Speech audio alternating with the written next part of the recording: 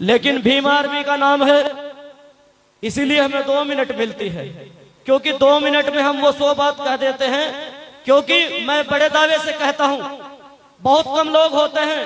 कि मुझको जालिम का तलबगार नहीं लिख सकते, कम से कम वो मुझे लाचार नहीं लिख सकते। और हम भीम आर्मी वाले जान हथेली पे ले बोलते हैं, जो सच उसको इस देश के अखबार नहीं लिख सकते। आज जो लोग बंदी से लगाकर हमें बताना चाहते हैं,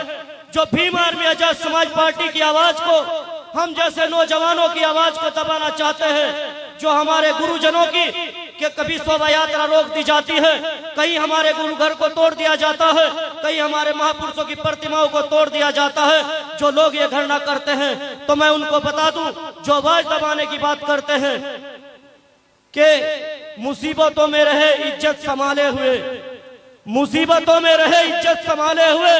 डाले नहीं है कभी जेब में सिक्के उछाले हुए। और डसा है मुझे मेरे अपनों ने,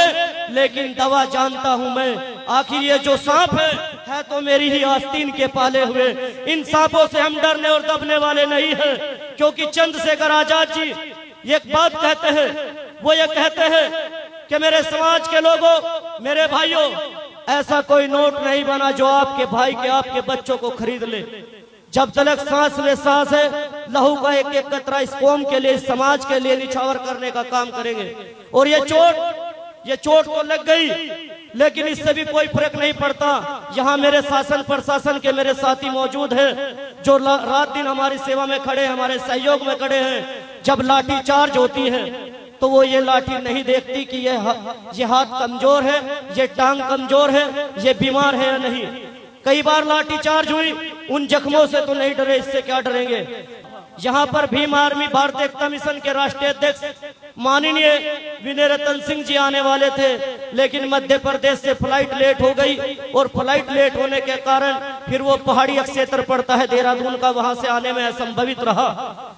तो उन्होंने कहा कि आप जाइए, आप समाज से ये बात करिए कि समाज के लोगों, आखिर इतना तो जुल्म जायज, शोषण, अत्याचार, ये उत्पीड़न, रात दिन हमारी माताओं बहनों के साथ अमान्य व्यवहार, हमारे हकों को मारने वाला कौन है वो जाने, उसके बारे में आवाज उठाए, उसके बारे में बताए। तो मैं ये कहूंगा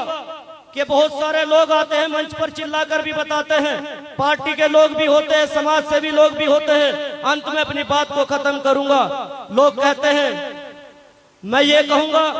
कि भारत के अंदर, दलितों के अंदर जो बरसों से पड़ा ठंडा खून था, उसको गर्म करने का काम एक शख्स ने किया है। और आज शासन प्रशासन की आंखों में आंखें डालकर समतावादी, बंधुता और भाईचारे की एकता देने वाले इन पूंजीपतियों और सामंतवादी लोगों की आंखों में आंखें डालकर अगर किसी ने लड़ना सिखाया है, हक अधिकारों की बात करना सिखाया है, तो वो एक ही लीडर है, वो एक ही नौजवान है। इस बात को कोई टाल नहीं सकता। The great leader, Bahujan Samaj के उभरते हुए नेता मेरे बड़े भाई चंद्रशेखर आजाद हैं, जो आपके लिए रात दिन प्रचार प्रसार करते हैं। उन्होंने, मैं ये भी कहूंगा, उन्होंने सामाजिक लड़ाई को लड़ते हुए सामाजिक एकता के लिए भीम आर्मी बनाई थी, और उस भीम आर्मी के साथ उन्होंने सामाजिक एकता को आगे बढ़ाने के लिए राजनीतिक पार्टी के तौर पर, जो आपके लिए समता, समानता, बंधुता के साथ सत्ता परिवर्तन और व्यवस्था परिवर्तन के साथ साथ दलितों के उत्थान के लिए एक आजाद समाज पार्टी बनाई है,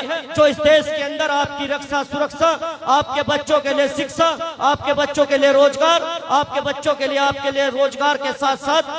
सम्मानजनक नौकरी और सम्मानजनक व्यक्तित्व देने की बात कर रही है। मैं आज इस मंच के माध्यम से यह भी कहूंगा, समाज के लोगों, जो आपके दर्द में काम आए, जो आपके दुख तकलीफ में काम आए, जो आपके लिए रात दिन सड़कों पर धरने प्रदर्शन करे, जो आपके लिए लाठी खाए, जो आपके लिए जेल जाए, उस नौजवान को भी देखो, वो भी किसी का बेटा होगा, वो भी किसी का भाई होगा, उसकी भी कोई माँ रोती होगी, उसकी भी कोई बहन सोचती होगी कि मेरा भाई जेल की सलाखों में जा रहा है। आज आप लोगों से बस यही गुजारिश करूंगा कि भीम आर्मी आजाद समाज पार्टी आपके मान सम्मान के लिए बनाई थी, आपके हक अधिकारों के लिए बनाई थी, और इस लड़ाई में अगर हमारे प्राणों की आहुति जाए तो वो भी देने से हम पीछे नहीं हटेंगे। बहुत बहुत शुक्रिया, बहुत बहुत धन्यवाद। और अंत में कहूंगा